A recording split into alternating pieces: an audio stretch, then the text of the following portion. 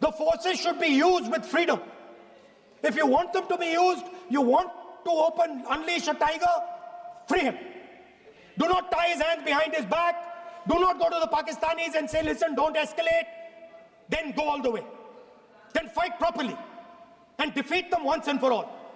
Don't have President Trump tell you that I have stopped the war 29 times. Have the courage to tell him, no, to hell with you. You can't stop any war. We're going to fight.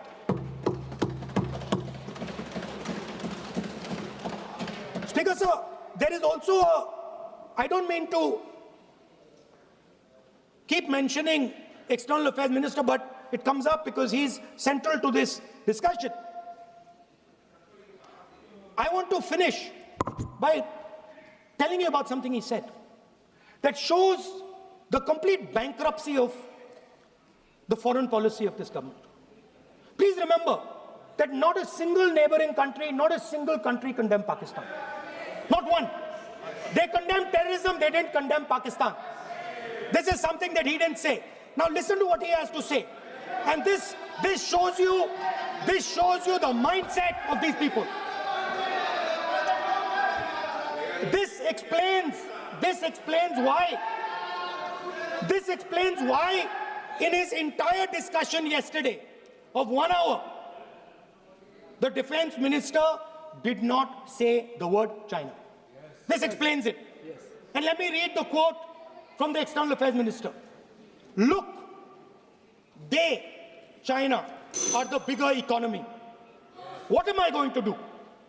As a smaller economy, am I going to pick a fight with the bigger economy? It is not a question of being reactionary. It is a question of common sense. Meaning he is scared. And this is the point. The point is that we are now facing in front of us Chinese and Pakistani fusion. And it is a very dangerous time. As you can see, it is a very dangerous time. And we cannot afford a Prime Minister who does not have the courage to use the army the way it has to be used. We cannot afford a Prime Minister who does not have the guts to say from here that Donald Trump is a liar. He didn't stop India from fighting. Okay. He's lying about the planes. Okay. We need a Prime Minister who completely frees the army, frees the Air Force, frees the Navy and says, go, khatam karo kaam ko, like Indira Gandhi did. Thank you, Speaker, sir. I'd like to end by saying this entire discussion is about the people who died in Pahalgam. It is a tragedy, and it was very disturbing to me, again yesterday, where they were talking about everything. They were talking about Pakistan, they were talking about everything, but they did not mention the people who died in Pahalgam. आदरणीय अध्यक्ष जी, पहलगाम हमले के बाद हमारा BSF का एक जवान पाकिस्तान के कब्जे में गया, तो फिर इनको लगा वाह बड़ा मुद्दा हाथ में आ गया है, अब मोदी फंस जाएगा। अब तो मोदी की फजीयत जरूर होगी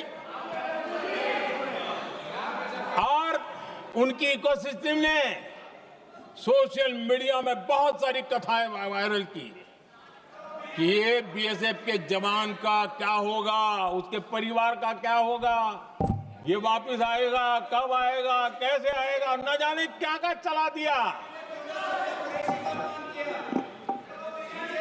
आदरणीय अध्यक्ष जी, बीएसएफ का वो जवान भी आन बान शान के साथ वापस आया।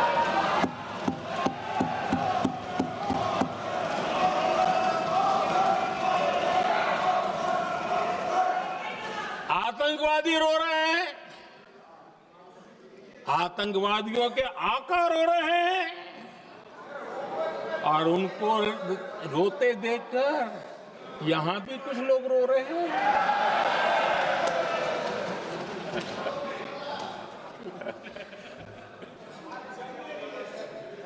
अब देखिए, सर्जिकल स्ट्राइक चल रही थी, उसके बाद उन्होंने एक खेल खेलने की कोशिश की, बात जमी नहीं। एयर स्ट्राइक हुई तो दूसरा खेल खेलने की कोशिश की, वो भी जमी नहीं। जब ये ऑपरेशन सिंदूर हुआ तो उन्होंने नया पैंतरा शुरू किया। और क्या शुरू किया? रोक क्यों दिया? पहले तो मानने को तैयार नहीं थे कि मुक्त करते, अब कहते रोक क्यों दिया। वाह रे बयान बहादुरों,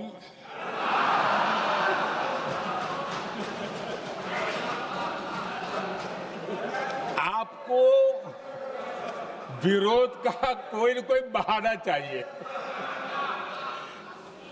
और इसलिए सिर्फ मैं नहीं, पूरा देश आप पर हंस रहा है।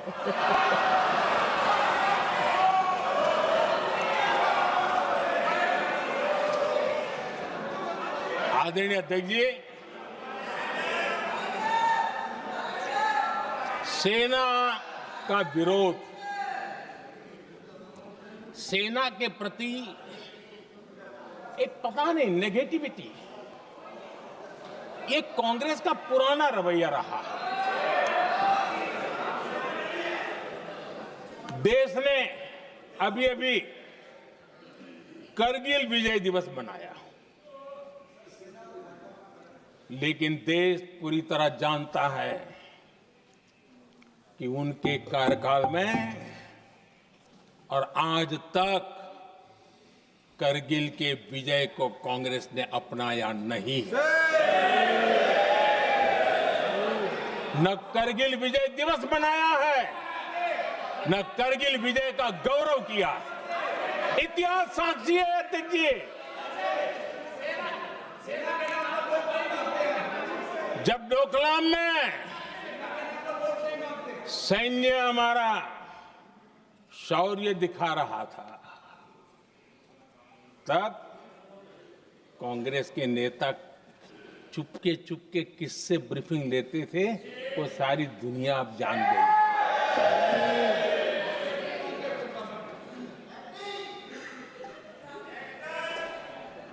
आप निकाल दीजिए पाकिस्तान के सारे बयान और यहां हमारा विरोध करने वाले लोगों के बयान, फुल स्टॉप कॉमा के साथ एक है।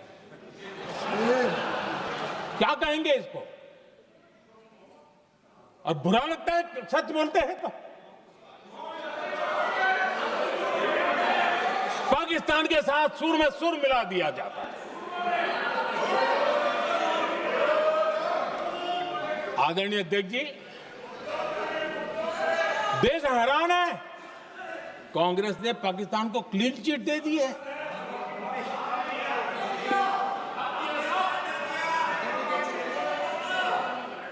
उनकी ये हिम्मत, और इनकी आदत जाती नहीं है, ये हिम्मत कि पहलगाम के आतंकी पाकिस्तानी थे, इसका सबूत दो।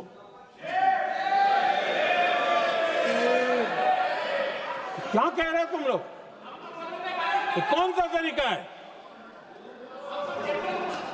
और यही मांग पाकिस्तान कर रहा है जो कांग्रेस कर रही है।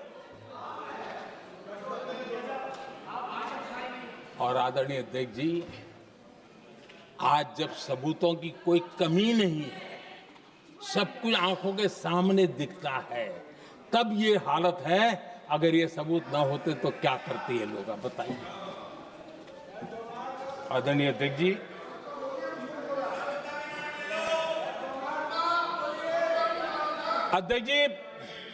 ऑपरेशन सिंदूर के एक पार्ट की तरफ तो चर्चा भी बहुत होती है, ध्यान भी जाता है, लेकिन देश के लिए कुछ गौरव की क्षणें होती हैं, ताकत की परिचय होता है, उसकी तरफ भी ध्यान जाना बहुत आकर्षित है। हमारे एयर डिफेंस सिस्टम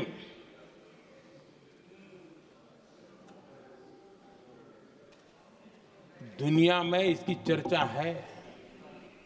हमारे एयर डिफेंस सिस्टम ने पाकिस्तान की मिसाइल और ड्रोन्स उसको तिनके की तरफ बिखेर दिया था।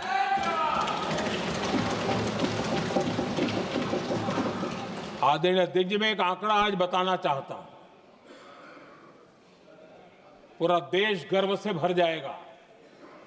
कुछ लोगों का क्या होगा मैं नहीं जानता। पूरा देश गर्व से भर जाएगा। 9 मई को पाकिस्तान ने करीब 1000 मिसाइलों और आर्म्ड ड्रोन्स के भारत पर बहुत बड़ा हमला करने की कोशिश की। 1000 ये मिसाइलें भारत के किसी भी हिस्से पर गिरती तो वहां भयंकर तबाही मचती। लेकिन 1000 मिसाइल्स और ड्रोन्स को भारत ने आसमान में ही चूर चूर कर दिया।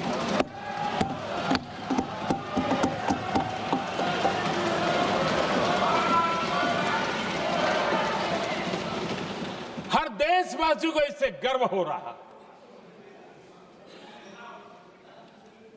लेकिन जैसे कांग्रेस के लोग इंतजार कर रहे थे, कुछ तो गड़बड़ होगी यार, मोदी मरेगा, कहीं तो फंसेगा।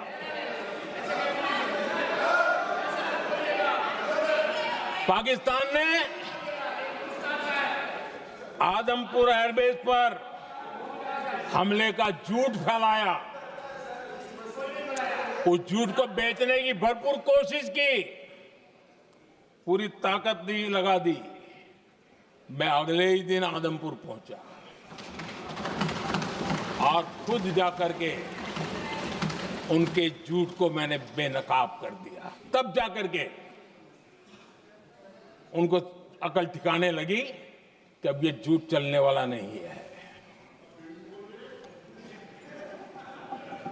आदरणीय अध्यक्ष जी, जो हमारे छोटे दलों के साथी हैं, जो राजनीति में नए हैं, उनको कभी शासन में रहने का अवसर नहीं मिला, उनसे कुछ बातें निकलती मैं समझ सकता हूं। लेकिन कांग्रेस पार्टी ने इस देश में लंबे समय तक राज किया है, उसको शासन की व्यवस्थाओं का पूरा पता है, उन चीजों से वो निकले हुए लोग हैं, उनके लिए शासन व्यवस्था क्या होती इसकी समझ पूरी है, अनुभव है उनके पास। उसके बाद भी विदेश मंत्रालय तुरंत जवाब दे, उसको स्वीकारना नहीं। विदेश मंत्री जवाब दे, इंटरव्यू दे, बार बार बोले, उसको स्वीकारना नहीं। गृह मंत्री बोले, रक्षा मंत्री बोले, किसी पर भरोसा नहीं।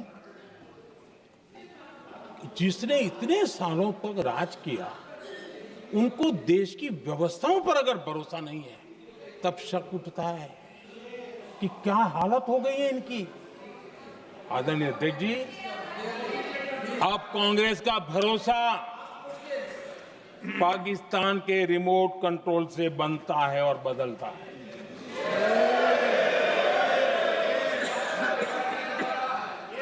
आदरणीय अध्यक्ष जी, एक बिल्कुल कांग्रेस के नए सदस्य, यानी उनको तो क्षमा करनी चाहिए, नए सदस्य को क्या कहेंगे, लेकिन कांग्रेस के आका जो उनको लिख करके देते हैं और उनसे बुलवाते हैं, खुद में हिम्मत नहीं है, उनसे बुलवाते हैं कि ऑपरेशन सिंदूर ये तो तमाशा था, ये आतंकवादियों ने जिन 26 लोगों को मौत के घाट उतारा था ना, उस भयंकर क्रूर घटना पर ये तेजाब छिड़कने वाला पाप है। तमाशा कहते हो? आपकी असहमति हो सकती है, और ये कांग्रेस के नेता बुलवाते हैं।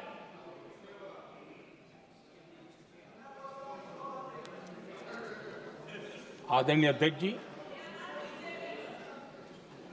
पहलगाम के हमलावरों को कल हमारे सुरक्षा बलों ने ऑपरेशन महादेव करके अपने अंजाम तक पहुंचाया।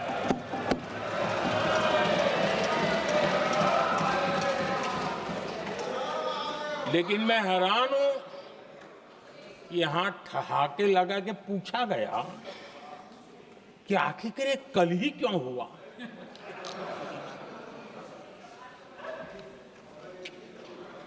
अब ये क्या हो गया है मुझे समझ नहीं आ रहा है। क्या ये ऑपरेशन के लिए कोई सावन महीने का सोमवार ढूंढा गया था क्या? क्या हो गया है इन लोगों को? हताशा, निराशा इस हद तक।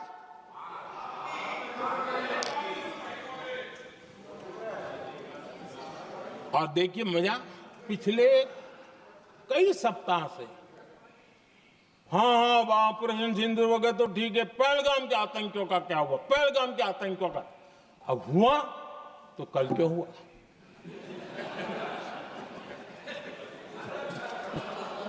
और कल ही क्यों हुआ?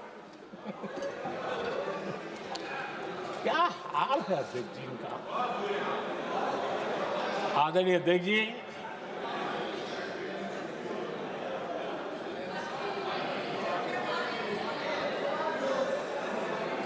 आदरणीय अध्यक्ष जी, शास्त्रों में कहा गया है, हमारे शास्त्रों में कहा गया है, शस्त्रेण रक्षिते राष्ट्रे, शस्त्रेण रक्षिते राष्ट्रे शास्त्र चर्चा प्रवर्तते। अर्थात जब राष्ट्र शस्त्र से सुरक्षित होते हैं तभी वहां शास्त्र की, ज्ञान की चर्चाएं जन्म ले पाती है। जब सीमा पर सेनाएं मजबूत होती है तभी लोकतंत्र प्रखर होता है। आदरणीय अध्यक्ष जी, ऑपरेशन सिंदूर बीते दशक में भारत की सेना के सशक्तिकरण का एक साक्षात प्रमाण है। ऐसे ही नहीं हुआ है।